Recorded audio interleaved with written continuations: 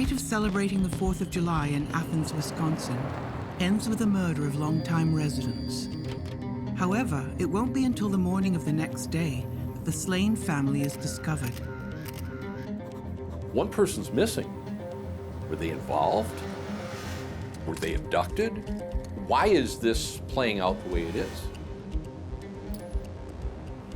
But a quick count of the house residents reveals a bewildering fact. Authorities must now figure out where Helen Kunz is. Could she have killed her family? And if not, then who did?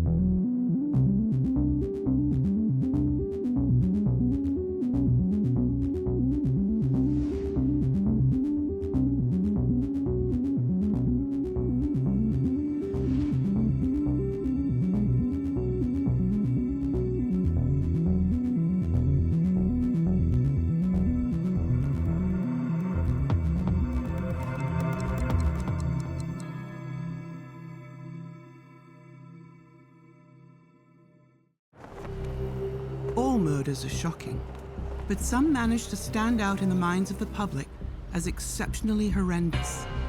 These crimes seem incomprehensible and become woven into the fabric of a community as almost folklore, passed down from one generation to the next, with many townspeople even uttering the phrase, "How can something so bad happen in a place like this?"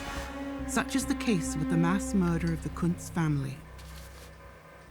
For Chris Jacobs, who is convicted for his role in the crimes, his actions continue to conjure up questions on whether the family deaths were a murder of opportunity or a vendetta. Normally in societal groups, there's always an alpha male, alpha female. Sometimes there's two. And in the criminal world, there's no difference. There's usually one leader or one that's stronger than the other, which leads to sometimes the lesser wanting to take over from the alpha, which causes internal problems, and you hope as a police officer that that does happen. You want them questioning each other, you want them fighting, you want them turning on each other. And in order to have that, you have to have an alpha and a sub. And if you have that, sometimes you get lucky. Helen is finally placed in the trunk of the car as the two masked men drive off. The murder scene will not be found for another 6 hours, leaving nothing but questions behind.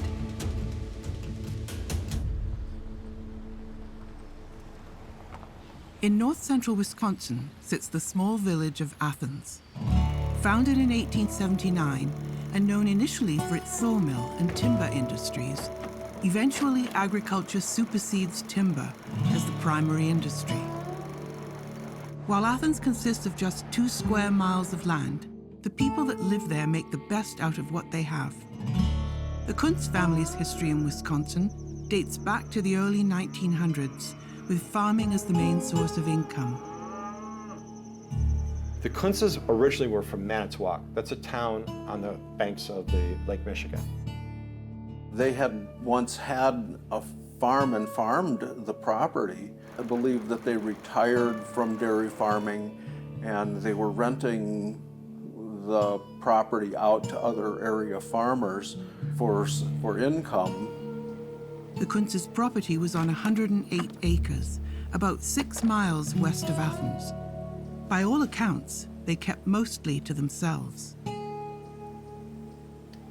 I was of the sense that these folks didn't have a lot of money and that the home was pretty rustic. And the house being not well kept was a challenge because we needed to be able to identify evidence, and it's difficult to do when you have a lot of other material present. It's difficult to tell, who left what, what would you expect to see and not expect to see. and you have a lot of dirt. I don't know what else to call it, really. It was quite dirty. Yeah, it makes identifying evidence more difficult.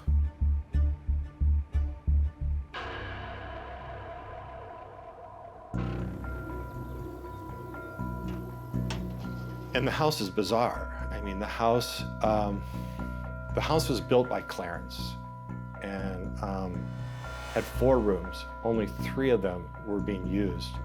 And every room was stuffed. It had no plumbing and no heat. All the heat for the house is provided by wood stoves, of which there were several around the house. I was in the house and you could hardly move through it. There was so much stuff.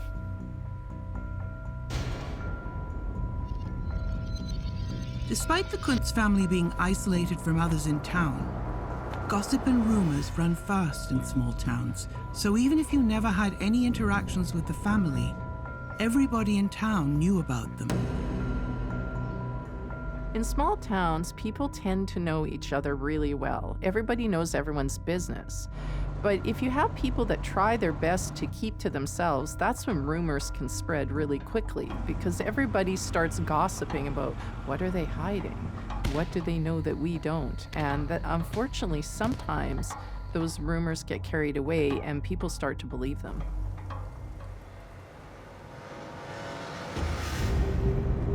The men start driving and leave the Kunz property, with Helen locked in the trunk.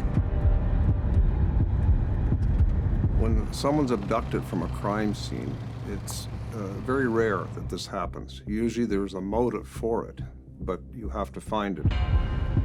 Sometimes it's difficult to determine whether the person may be involved, so you have to look at that as an option. Is this person involved with this crime and they're not really abducted? It just looks like it.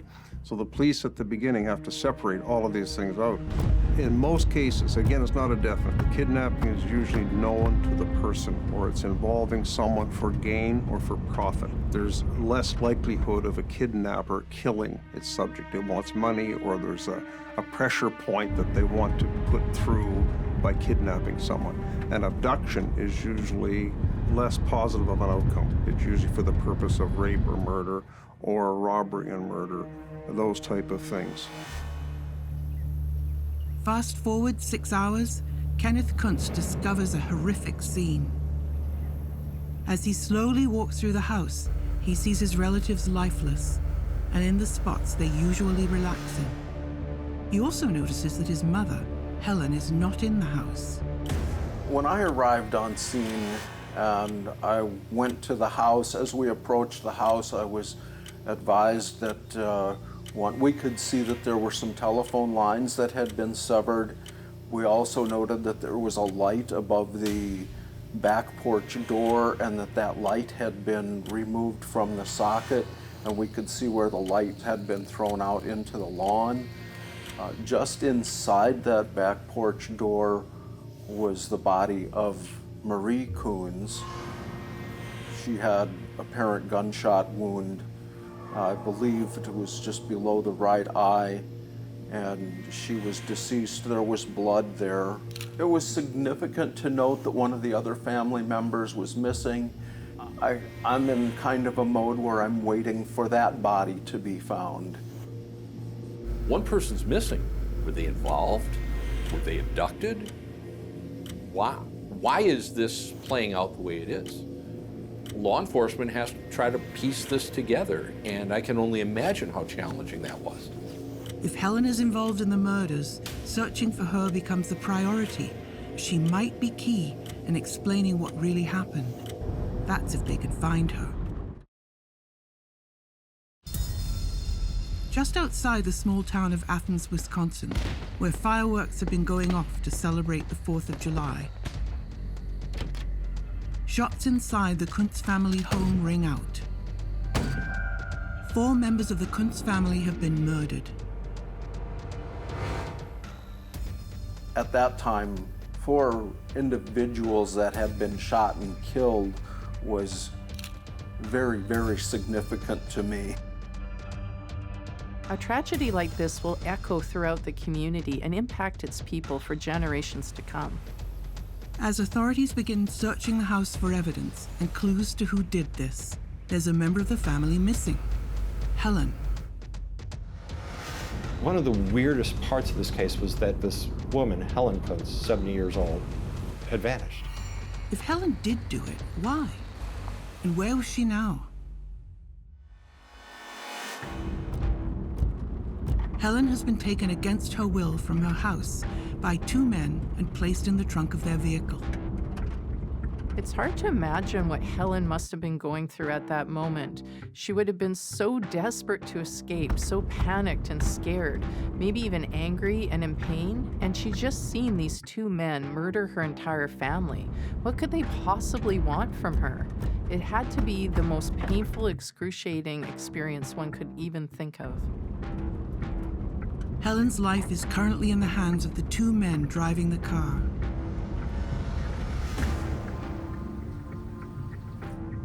And in the days following the murder, authorities and community members looked back on the family for any clues that this would happen.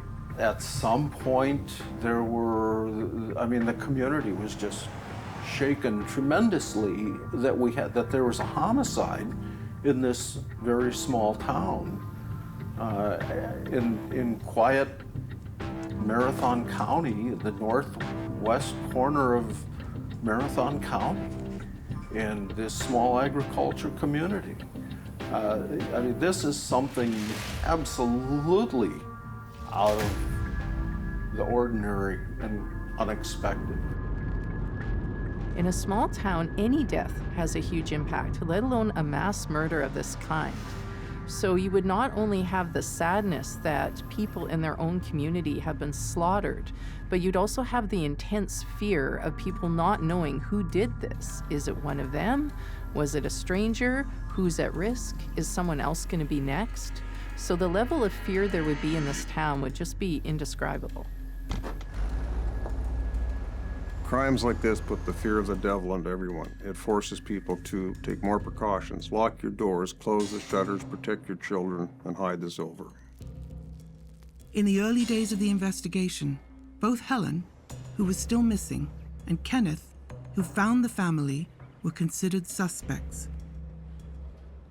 A case like this, to come up with an initial suspect list, you have to first start with a family, because there's been a family member abducted.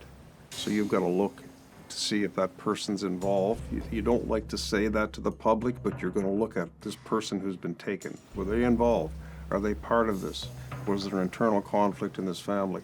You've got to eliminate all that and do it quickly, because you are probably thinking this has worse people involved in the family, but you can't not eliminate them first. You have to do that. So you start there, and then after that it branches out to witnesses, motive, possible reasons for this to happen.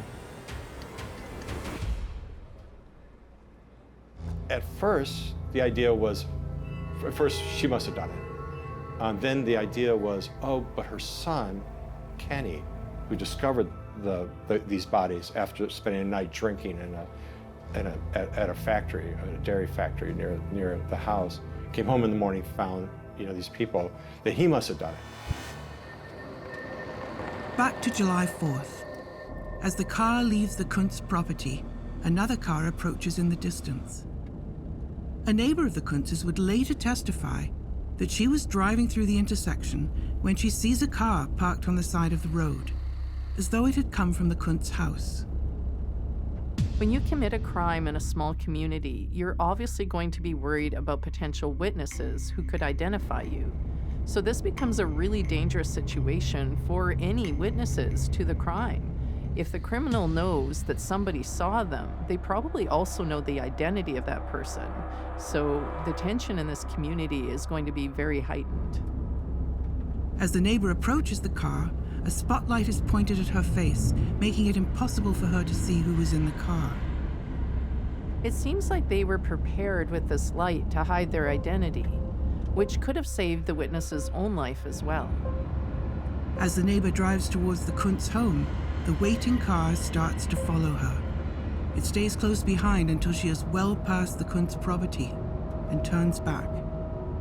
Often witnesses to a crime will pick up on something a bit odd or strange, but they won't realize the true significance of it until later. So imagine just seeing something a little bit off-kilter and then realizing later that you actually crossed paths with a murderer, and how terrifying that would be. One person the police are quickly determined wasn't the killer, and not in that car, is Kenneth. The sheriff's department immediately eliminated Kenny as a suspect because when he ran to a neighbor's house and asked to call the police or the sheriffs, and the sheriffs came, he said, there are 3 people dead in the house and 2 people missing. But there are actually 4 people dead in the house. And if he had actually killed those people, he would have gotten the number right, at least. So they had eliminated Kenny as a suspect. Now that Kenneth is not a suspect anymore, authorities turn their attention back to who could have done this. And where is Helen?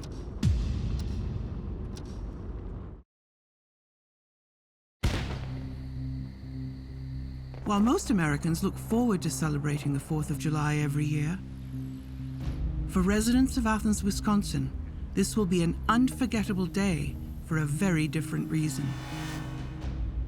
A number of people killed in a small town. Very unusual in those days to have a multiple homicide like that anyway. And within hours, we realized it had been an entire family that had been wiped out. That's very weird. And that story just went from weird to weirder. As the investigation goes on, this is looking less and less like a random crime of opportunity and more like a planned hit on this particular family. And there's still one family member missing. In this case, there's 4 people dead, and we learned they've all been shot in the head. So this is not only serious, but clearly this is a murder case.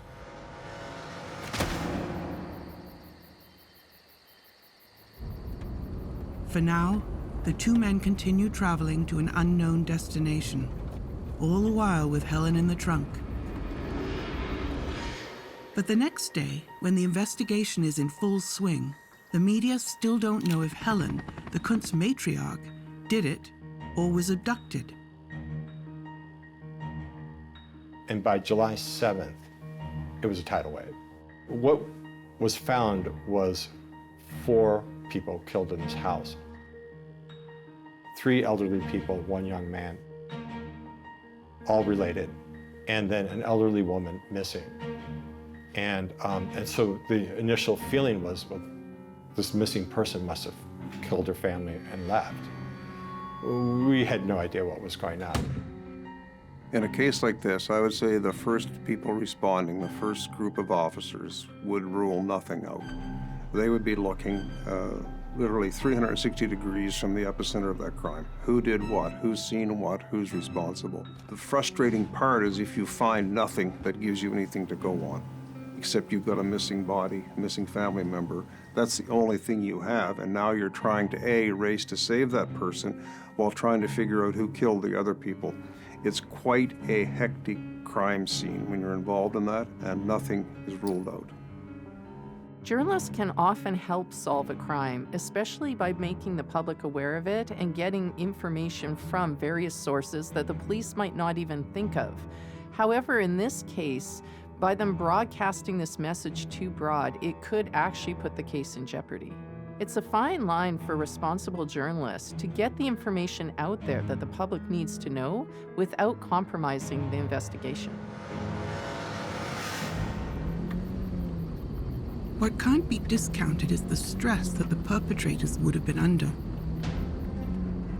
When you apprehend suspects in a case like this, you want there to be tension because they're under stress.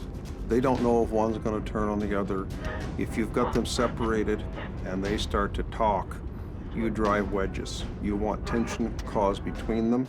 And if you can separate the strong from the weak and get the weak to turn on the strong one, which will happen, it's a very good thing for policing when that happens. So you practice that skill, you practice those techniques constantly when you're investigating any level of crime, but it really comes into play on murders.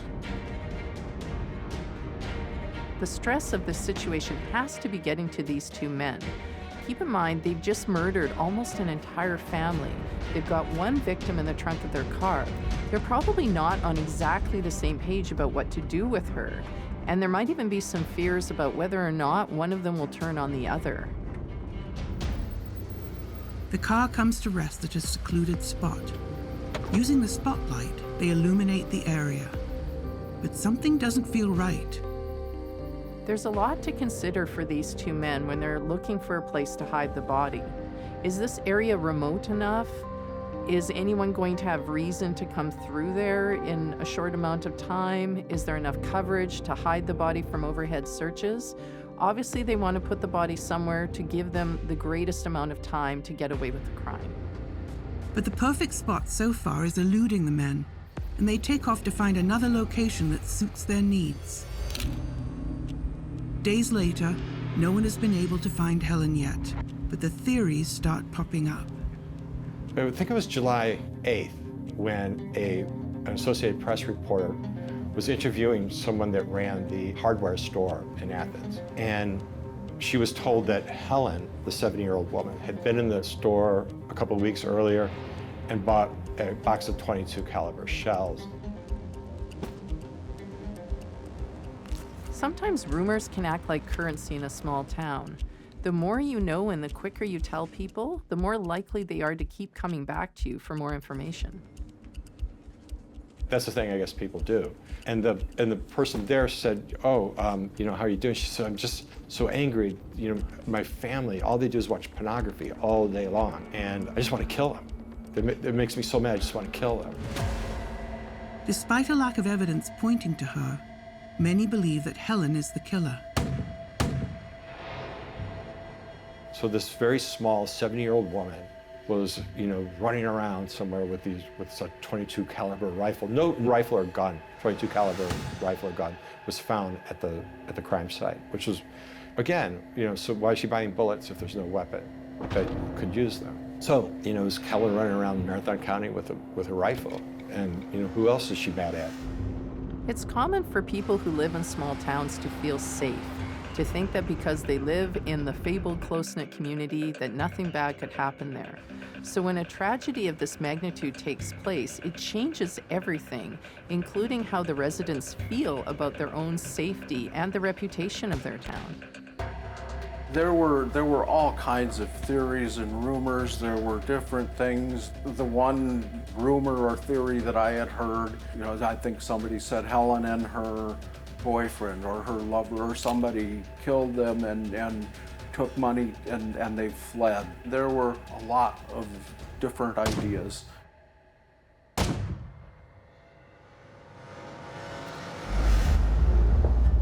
Sometimes in order to facilitate the things that you need to happen, you put word out in the community, you start your own rumor mill, you start your own cursory examination of different people in the community to get stuff going.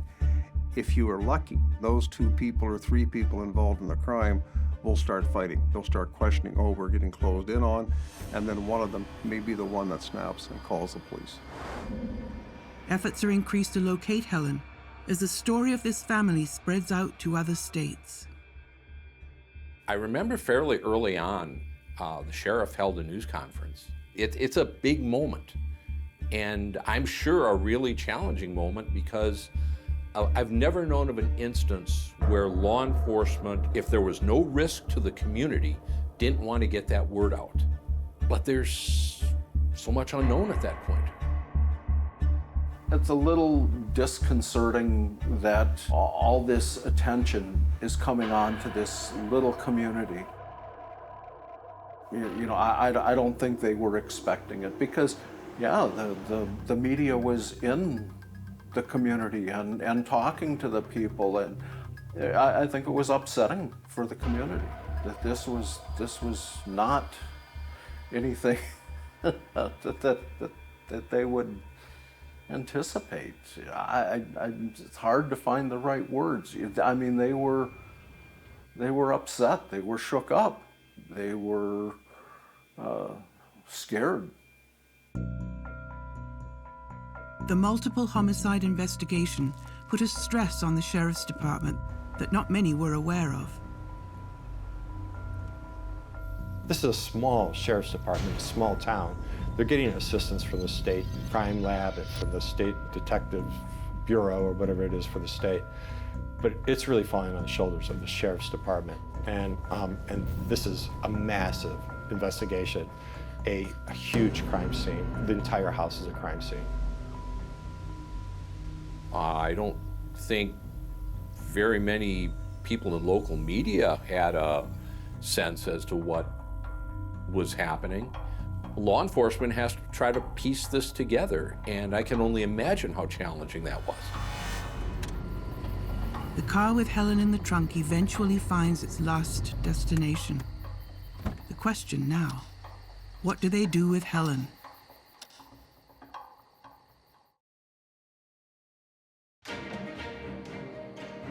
In 1987, 4 members of the outcast Kunz family have been murdered on July 4th in the small town of Athens, Wisconsin. But the matriarch of the family, Helen, is missing. Law enforcement has to try to piece this together. Investigators aren't sure if she has been abducted or is in fact the killer. It would be months before the question is answered. After searching for some time, the men that killed 4 members of the Kunz family have finally stopped the car in a secluded location.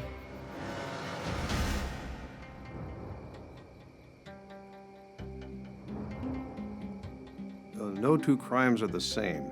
And when it comes to dumping a body, I'd say the highest percentage, the criminal will take the body to a place that is not familiar to the victim, away from the norm, off the beaten path.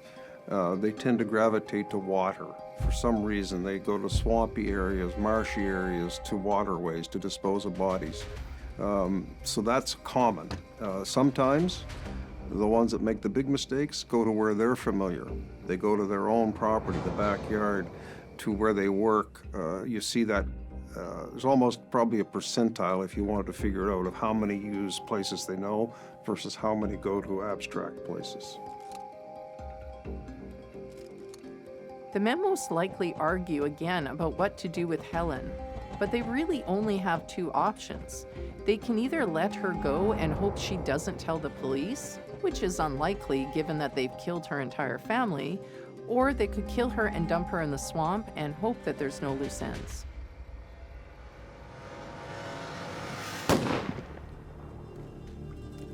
Flash forward 9 months later, in March, when 2 boys go out to fish, but find a lot more than they had bargained for.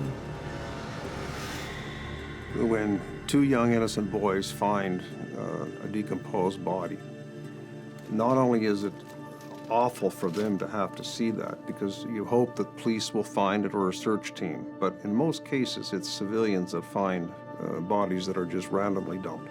Contrary to what you may think, that's a fact. And quite often, if it's young children like this, the horrible smell, the grotesque look of the corpse, they may require some therapy to get through that, because it will haunt them for the rest of their life if they're not worked out of it. There are a lot of challenges in identifying a body that's been submerged in water, particularly like in this case, for several months. First of all, was the body completely submerged or only partially submerged? Did it freeze and thaw over the winter? What was the temperature of the water? Was there wildlife, insects, debris churning in running water, anything like that that could disrupt the tissue? Was the person dead before they went into the water, or did they drown there?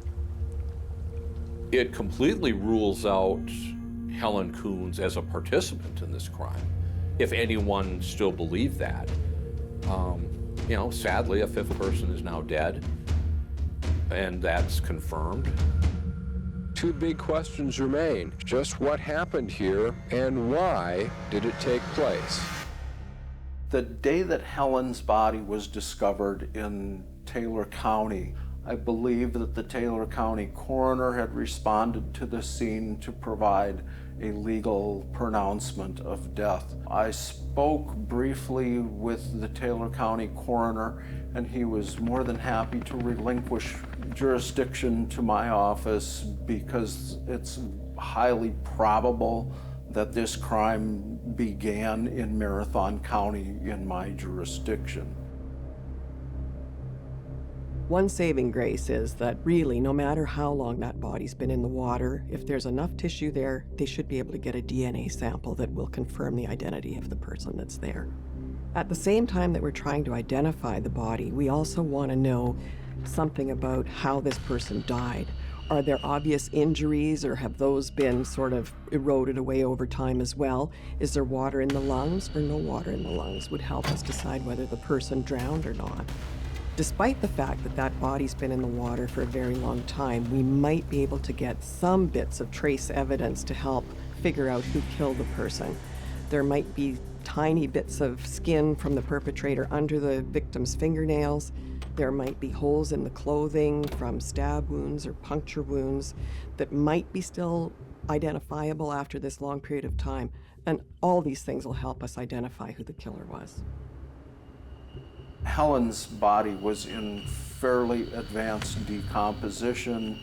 What I recall is that there was a minimal amount of soft tissue remaining. We were working primarily with skeletonized and remains that had also been disturbed by predation, by animals. So that was what we were looking at. We also had a forensic anthropologist who examined the body at the time of the autopsy.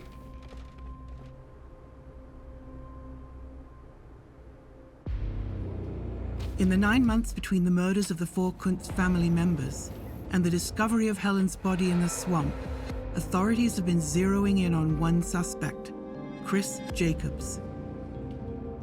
They were already kind of looking at, and I think they had some idea of Chris Jacobs. Kenneth had told sheriff's deputies that Chris Jacobs III had purchased a car from the Kunz family, and that he was dissatisfied. He wanted money back because the car didn't run right, something wasn't, and he was angry about the transaction. And I think that's how and when they first kind of had an eye on Chris Jacobs III. Not long after the murders, Chris Jacobs was arrested for stealing a car. And he had chopped the car and dumped the parts in a swamp or a marsh not too far from his house. He was just a troublemaker. So when Chris was tried for this car theft, the 2 main detectives on the case checked out the tires on his car. And one of the the main detectives on the case, was kind of a gearhead, worked in a garage for himself and knew something about tires, which were apparently, I know nothing about cars, but apparently tires are a big deal. You have a certain kind of tire in the back, a certain kind of tire in the front, you rotate them depending on the season, and he recognized the configuration in the track that he thought, this is probably the configuration of these tires. And they went and looked at Chris Jacobs' car, and that was the configuration. Investigators search Chris Jacobs' house and find dozens of bullets which match the casing and bullets found at the Kunz house. It turns out that the swamp where Helen's body was found is only about a mile from Chris Jacobs' house. So once the police find the body, they're able to charge Chris.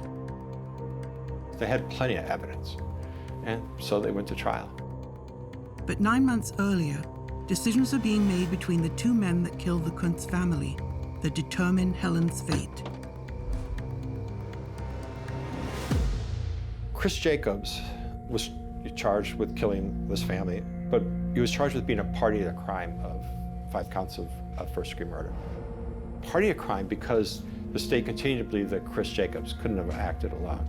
When they presented their case, Chris Jacobs had seen all the cash in Helen's hand whenever they came around, and there's money all over the house. So he'd gone back there a month before the murders, saw this money, decided to go rob them, and ended up killing them. That was their story. There's a strong case being built against Chris Jacobs. Not only do they have the tire tracks and the bullet casings which link to him, but they have a witness that claims he stated that when they drove by the house, he said there was money in that house. The trial lasts about a month, but Chris never takes the stand.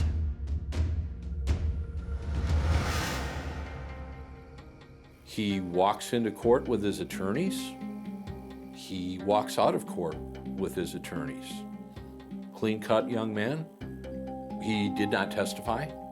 So he did not do anything that I saw in the course of the trial that would lead you one way or the other. I'm sure he was instructed to be understated in that way. At the end of the trial, the jury returns very quickly with a verdict. The jury unanimously agreed to acquit. Immediately, they had agreed to acquit. There was no, let's see this again, what about the tires, or how does the casing evidence work? They agreed to acquit. The verdict surprises both the courtroom and the town. I was shocked at the verdict. It made no sense to me. I remember typing out the story that my hands were actually trembling as I was typing the story because it was just so disturbing. I felt like this family had been slaughtered. Because of their strangeness, the jury decided to give this kid the benefit of the doubt. We don't know what happened. And really, are we gonna send a kid to jail for the rest of his life? Let's give him the benefit of the doubt. Authorities are frustrated at the outcome and hastily assemble a news conference. The sheriff's department said, and you could see they were disappointed. The sheriff's department said, technically this is an open case, but we really believe we had the right man. I've indicated, and I think the sheriff's department would say the same thing, that this is an ongoing and continuing investigation. And the day changes just like that. The Kunz family killer is still out there, and the case goes cold.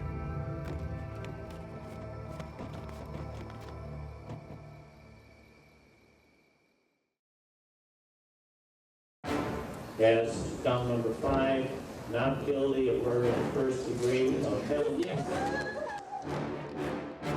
There are those that still believe he would have been found guilty if he had taken the stand.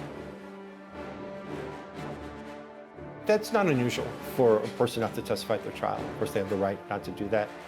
I wouldn't have, I don't see how anyone would possibly want to put him on the stand, because what didn't come in was that he had stolen cars and had dumped the parts in the marshes where Helen's body was found.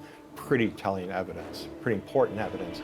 The jury didn't hear that. If Chris Jacobs had gotten on the stand, all that kind of stuff would have come in. Under the Fifth Amendment, there's a clause in there that states there's a thing called double jeopardy, which means you cannot be tried for the same crime twice if you're released from it the first time. Even if there's new evidence, you cannot be tried for the same crime. So in law enforcement, you have to come up with evidence for another crime if you wish to bring that person back into the justice system.